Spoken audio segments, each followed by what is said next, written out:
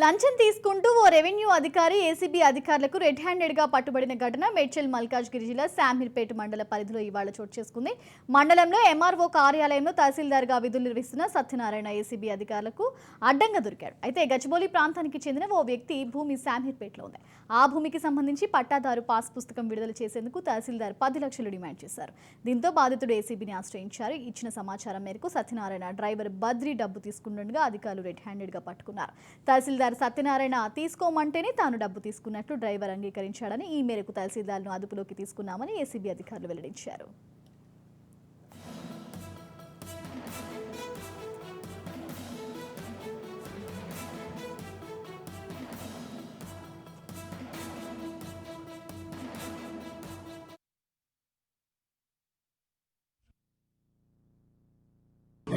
నేను లాల్గాడి మలక్పేటలో 2006 సంవత్సరంలో 39 ఎకరాల భూమి కొనుగోలు చేశాను.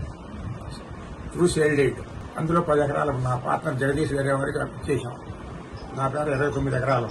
2013లో నాకు ఎంఆర్ఓ గారి పాస్బుక్లు ఇష్యూ చేశాను. ధరణిలో ఎక్కించమని ఎంఆర్ఓ గారి దగ్గరికి 1 ఇయర్ బ్యాక్ వచ్చాను. నేను 10 లక్షలు అడిగారు. ముందు 10 లక్షలు ఇచ్చేసాం. సంవత్సరం బట్టి తిప్పుతున్నారు వాడు. ఇదిగో రోజు రేపు, ఇదిగో రోజు రేపు అని. ఇంకా 30 లక్షలు డిమాండ్ చేశారు. 10 రోజుల నాడు ఇదిగోనని 20 లక్షల రూపాయలు చెక్ రాసి ఇచ్చాను అడ్వాన్స్ గా. ఏదైనా పెట్టుకుని సెక్యూరిటీగా చేయండి, తక్కిన ఇస్తామని. దానికి చెక్ ఆయన జేబులో పెట్టుకున్నాడు. ఇంతవరకు స్పందన లేదు. వాళ్ళు మళ్ళీ 20 లక్షలు తెమ్మన్నారు. 10 లక్షలు తెచ్చాం. చేసి పెట్టారు. వాళ్ళు చేస్తారు, 10 లక్షలు ఇవ్వండి అన్నారు. 10 లక్షలు డ్రైవర్ గారికి ఇవ్వమన్నారు. డ్రైవర్ గారికి ఇచ్చాం 10 లక్షలు అని తీసుకున్నారు. మా పని మటుకు చేయలేదు వరకు. నేను లాల్గాడి మలక్పేటలో 2006 సంవత్సరంలో